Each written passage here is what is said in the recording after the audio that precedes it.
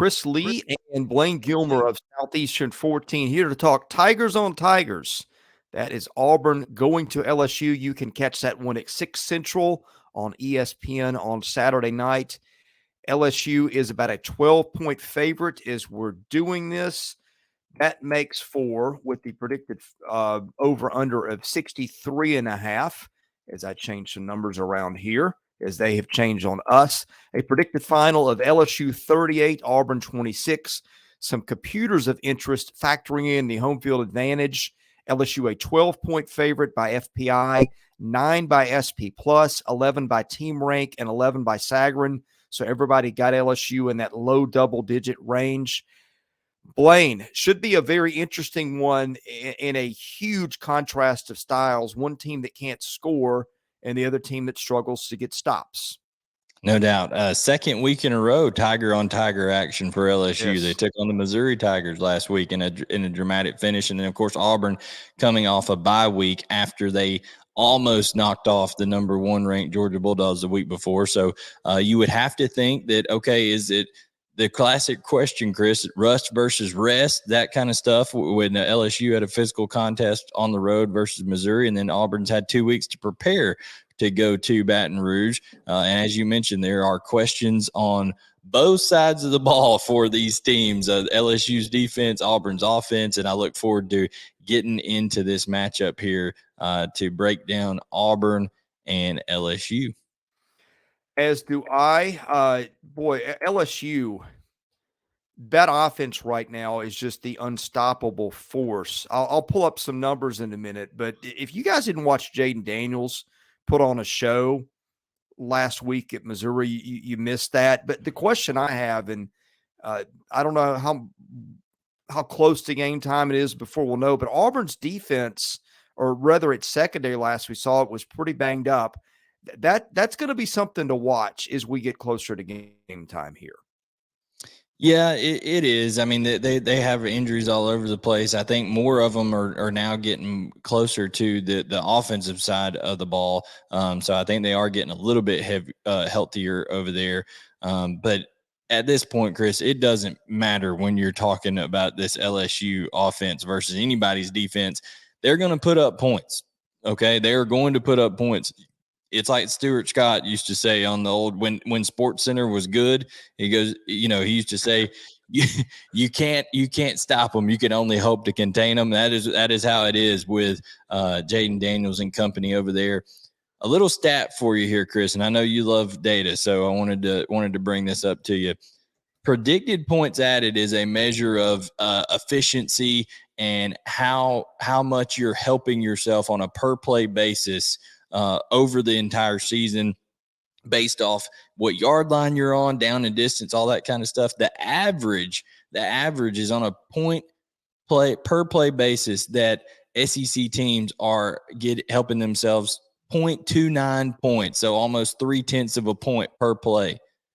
LSU is insane. Yeah, LSU is doubling that, going at 0.47 predicted points added per play. They are almost averaging half a point per play. That's how explosive they've been. Coming into the Missouri game, they led the entire SEC with 35 explosive runs, 33 explosive passes. I mean, so they are just moving the ball as an incredible pace. And I think Auburn, the best defense for them, honestly, is going to be, can their offense, which we'll talk about in a minute, run some clock and things like that, because they do have some injuries in the secondary, as you mentioned, with Keontae Scott still being out for a while, Austin Keys still not being back at middle linebacker. So, Hugh Freeze doing what he can over there defensively, but they need some more bodies over there, and they need to keep that defense off the field if at all possible. Yeah, and averages, Auburn is giving up 18.2 on defense in terms of scoring. LSU scoring 44.8. LSU is throwing for, what is it? 7.8 yards per play, 9.2 per passing play, only turning it over 1% of the time. Auburn forcing turnovers on, I think, 3.2% of snaps, which is elite. So it's kind of not the immovable force and the unstoppable object or some cliche like that, but it has been tough to stop LSU. Missouri got up big in that game and then just couldn't get stops, while LSU's defense, it finally clicked in. Whereas Auburn, it's been, 6 straight games against FBS teams on the other side without a 100-yard passer. I mean, the styles of play are interesting, but what I'm really interested to see, is I'm jumping around here a little bit, is can Auburn, which has gotten stops all year, get stops against this offense? Yeah, here's one thing Auburn has done well defensively, Chris. I wanted to point this out. Scoring opportunities is another metric out there. When a team crosses your 40-yard line, comes inside of your 40, they consider that a scoring opportunity for the offense. Auburn has had 25 of those occasions where people have gotten inside of their 40. They are averaging holding people to 3.1 points per time that people get into it. So they're holding people to field goals, not touchdowns when it comes to, and that includes the Georgia Bulldogs at times a couple of weeks ago. So that's got to be something encouraging for them. They're going to have good scoring opportunity defense and red zone defense against LSU, because LSU is going to move the football.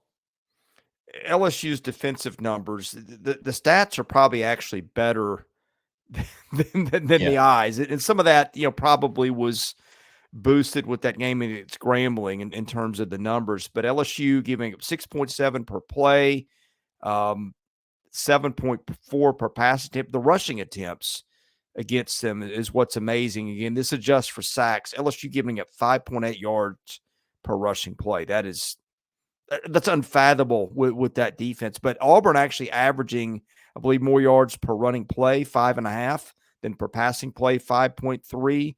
I mean, the way teams, the way teams have attacked LSU, people have been attacking them plenty both ways.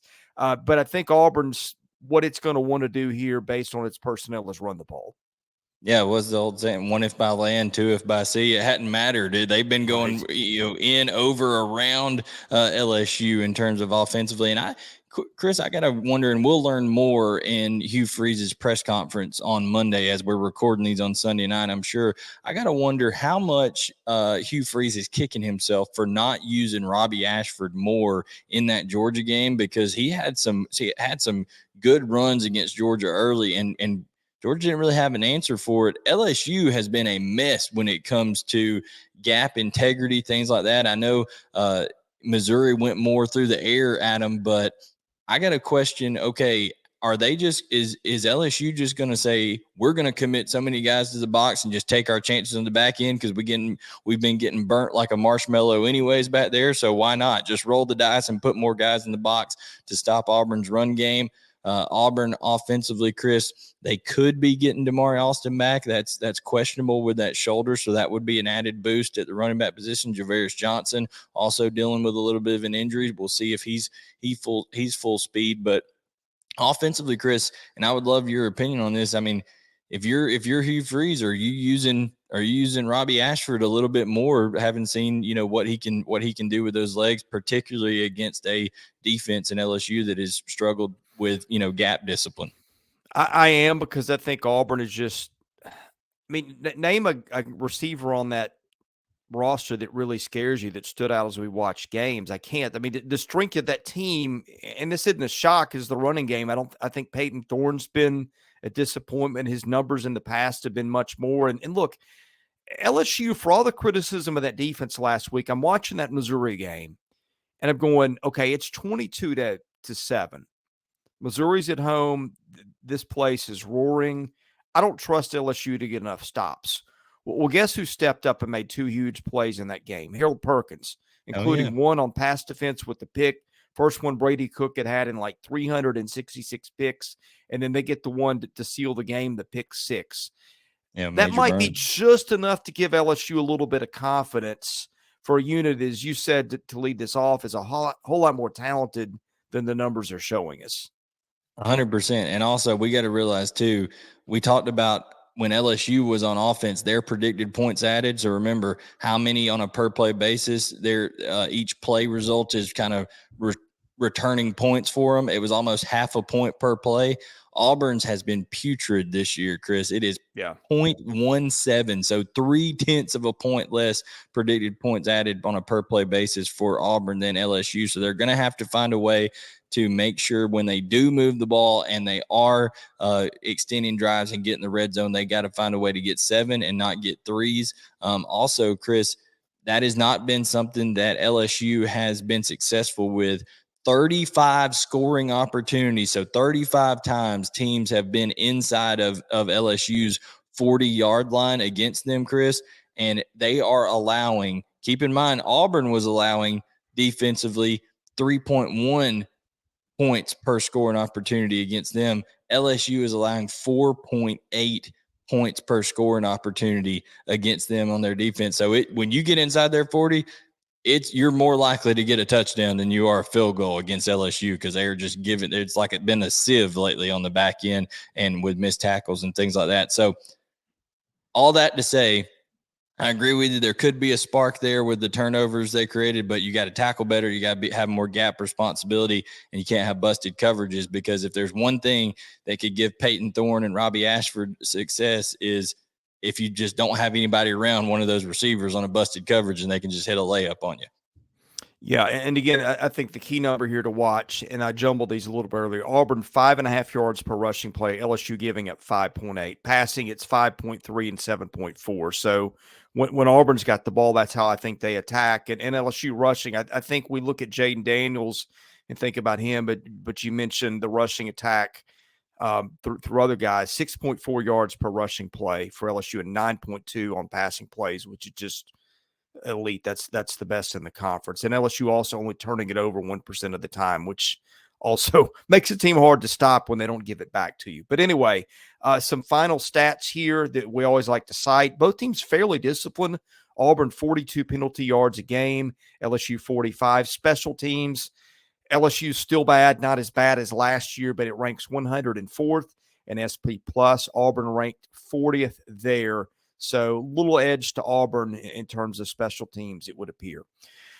All right, Blayne, two things that I always go with in games is the home team. We've talked in other videos about the home team is really killing it in the SEC this year, and quarterback. And I just trust LSU's quarterback play a whole lot more.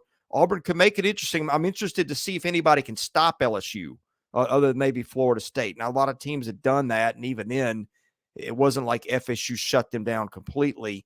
Auburn's defense, one of the better ones in the league, but I don't know that they've seen a Jayden Daniels yet. So I'm going with LSU by virtue of quarterback play and being the home team. Yeah, I do think that having 2 weeks to prepare for this game is huge for Auburn. And I think also, I think their defense will do well inside of the red zone and those scoring opportunities that I talked about for LSU. I think they'll limit them some early. However, I think that there's just too much weaponry on that side of the ball for LSU. And by the end of the game, it will have taken over. And Chris, there's a big element you mentioned in home field, but there's something we always have to mention when it comes to LSU, and not the LUC, the liquored up Cajuns over there for the people in Baton Rouge. They will be well lubricated when 6 Central comes around over there. They will be ready to go, and it will be a very, very good environment for the Bengal Tigers of LSU. So I think that LSU wins this one.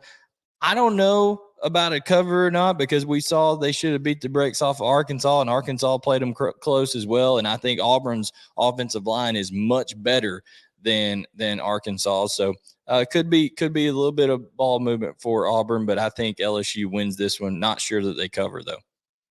Thanks for watching our preview of Auburn and LSU. We preview all SEC football games involving FBS teams. Best way to catch those, hit that subscribe button, and we'll probably be talking about this on a live stream afterwards. So you also get that by hitting subscribe and hitting notifications so you know when we're on. For Blayne Gilmer, I'm Chris Lee. This is Southeastern 14. Thanks for watching. We'll see you again soon with more SEC football content.